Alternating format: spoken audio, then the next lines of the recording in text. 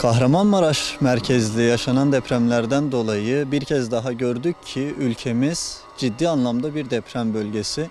Uzun yıllardır uzmanlar zaten bu konuda gerekli uyarıları yapıyordu. Fakat yaşanan depremde biz gördük ki bu uyarılara yeterince kulak vermemişiz. Ve binalarda yaşanan yıkıntılar ve altlarında, bina enkaz altlarında kaybettiğimiz vatandaşlardan dolayı bu gerçekte bir daha yüzleştik. İçerisinde yaşadığımız binaların deprem etkisiyle yıkılabileceğini bir kez daha farkına vardık. Yaşanan depremle birlikte hatırlamamız gereken bir husus da yaşadığımız binaların, içerisinde yaşadığımız binaların depreme dayanıklı olup olmadığı. Bir diğer soru işareti ise yeni yapılan binaların depreme uygun tasarlanıp tasarlanmadığı, yapılıp yapılmadığı. Bu hususta son yapılan binalarda ben açıkça şunu dile getirmek isterim ki özellikle 2018 deprem yönetmeliğine göre tasarlanan yapılarda bu ve benzeri depremler rahatlıkla sönümlenebilir. Yani binalar 7.6, 7.7 şiddetinde bir depremi atlatabilirler. Hani nasıl atlatabilirler? Hasar alabilir bir bina fakat bu şekilde tuzla buz olmayacaktır. Maalesef Sayın Cumhurbaşkanımız Erdoğan'ın da açıkladığı üzere yıkılan binaların yaklaşık %98'inin eski bina, 99 öncesi bina olduğunu biliyoruz biz. Dolayısıyla bu anlamda bulunduğu binada oturan insanların eğer 99 öncesi yapılmışsa binasını kontrol etmesini talep ediyoruz. Diğer husus ise yeni yapılan yapıların depreme uygun yapılıp yapılmadığı çok soruluyor. Çok ciddi soru işareti oluyor. Bu konuda halkımızın müsterih olmasını uygun görüyorum. Çünkü ben de aynı zamanda hem inşaat mühendisiyim hem inşaat işiyle uğraşıyoruz. Yeni yapılan yapılar ciddi bir kontrol mekanizmasından geçiyor. Bu kontrol mekanizmasında 3 ayrı parametre var. Bir yapı denetim sistemi, bir belediyeler, bir de Çevre Şehircilik Bakanlığı. Bu 3 ayrı sistemden denetlenen yapıların büyük bir oranda depreme uygun imal edildiğinin farkında ve bilincindeyiz. İnşaat işçisinden müteahhitine, mühendisine kadar herkesi kapsayan bir durum söz konusu. Dolayısıyla binanın depreme uygun imal edilip edilmemesi bu saydığım kesimlerin tamamını kapsıyor. Yani sadece mühendisin yaptığı hesapla ilgili değil binanın depreme dayanıklı olup olmaması.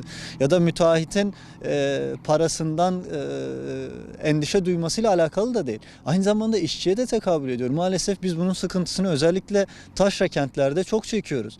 Müteahhit ne kadar bilincinde olsa bile işçiye bunu anlatamıyor. Maalesef işçilerimiz çok yetersiz. Özellikle demir kalıp işçilerimiz eline çekici alan kalıpçı olabiliyor. Eline tel makasını alan demirci olabiliyor.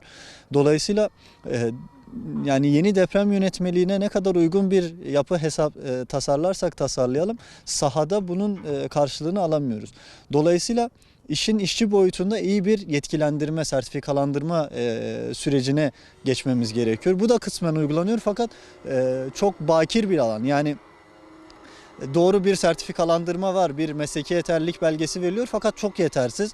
Bunun daha da sıklaştırılmasını, bu denetimin artmasını uygun görüyoruz. İşin mühendislere bakan boyutuyla maalesef mühendislik fakültelerinin çok fazla artması ve inşaat mühendislerindeki mezun sayılarının çok artmasından dolayı da yetersiz mühendisler, kalifiyesiz mühendisler sahada statik tasarım yapabiliyorlar ve bunun da herhangi bir denetimi olmuyor.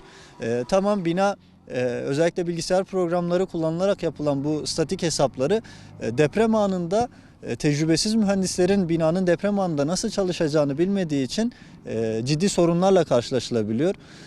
Ve müteahhit boyutu, işin müteahhit boyutu, müteahhitlerin de son zamanlarda, son yıllarda maalesef görüyoruz ki elinde sermaye bulunan insanlar rahatlıkla müteahhit olabiliyor.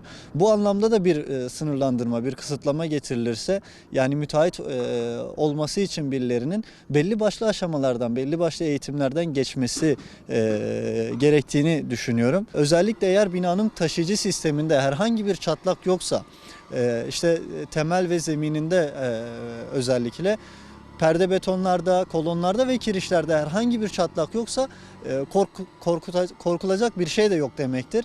Binanın duvarlarında çatlaklar olabilir, pencere kenarlarında, kapı kenarlarında çatlaklar olabilir. Bunlardan korkmaya, bunlardan endişe duymaya gerek yok. Deprem yönetmeliğine uygun yapılan binalarımız bu depremi rahatlıkla atlattı. Şöyle de bir endişe var. Acaba bir deprem daha olsa binamız kaldırılabilir mi? Şimdi şunu da dile getirmek istiyorum. Bir bina böyle büyük bir depremi az hasarlı ya da hasarsız atlattıysa, bir daha böyle bir deprem yaşansa bile bina aynı performansı sergileyecektir. Yani yine ya az hasarlı olarak atlatacaktır ya da kısmi olarak hasarlı olacak ama kolay kolay yıkılmayacaktır. Bir binada deprem anında binanın yükünü, tüm yükünü kolonlar ve kirişler taşır. Döşeme haricinde kolonlar, kirişler ve perde beton dediğimiz perdeler taşır. Dolayısıyla bir binada yeterli sayıda kolon, kiriş, yeterli sayıda perde ve bunlar da uygun bir şekilde imal edildiyse bu bina depreme karşı dayanıklı olacaktır.